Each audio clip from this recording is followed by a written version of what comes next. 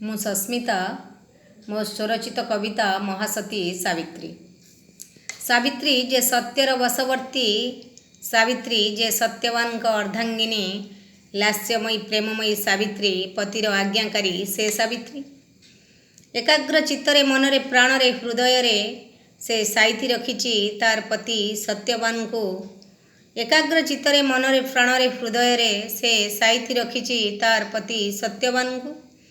ସେଥିପାଇଁ ସେ ପତିବ୍ରତା ନାରୀ। ଯମଦେବ ତାଙ୍କ ସତୀତ୍ୱ ଆଗରେ ହାର ମାନିଲେ, ଆଉ ତାଙ୍କ ପତିଦେବଙ୍କୁ ତାଙ୍କୁ ଫେରାଇ ଦେଲେ। ପ୍ରତ୍ୟେକ ସ୍ତ୍ରୀ ସାବିତ୍ରୀଙ୍କ ଆଦର୍ଶରେ ଅନୁପ୍ରାଣିତ ହେବା ଦରକାର। ତାହେଲେ ସାବିତ୍ରୀ ବ୍ରତ କରିବାର ସାର୍ଥକତା ଅଛି। ତାହେଲେ ସାବିତ୍ରୀ ବ୍ରତ କରିବାର ସାର୍ଥକତା ଅଛି।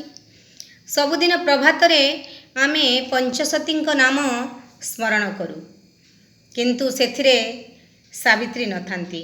କାରଣ ସେ ମହାସତୀ ସାବିତ୍ରୀ। କାରଣ ସେ ମହାସତୀ ସାବିତ୍ରୀ। ସେ ମହାନ ସତୀ। ସେ ମହାନ ସତୀ।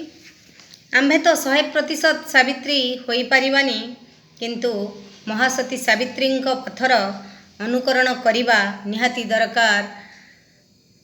ମହାସତୀ ସାବିତ୍ରୀଙ୍କ ପଥର ଅନୁକରଣ କରିବା ନିହାତି ଦରକାର। ନିହାତି ଦରକାର। ଜୟ ଜଗନ୍ନାଥ।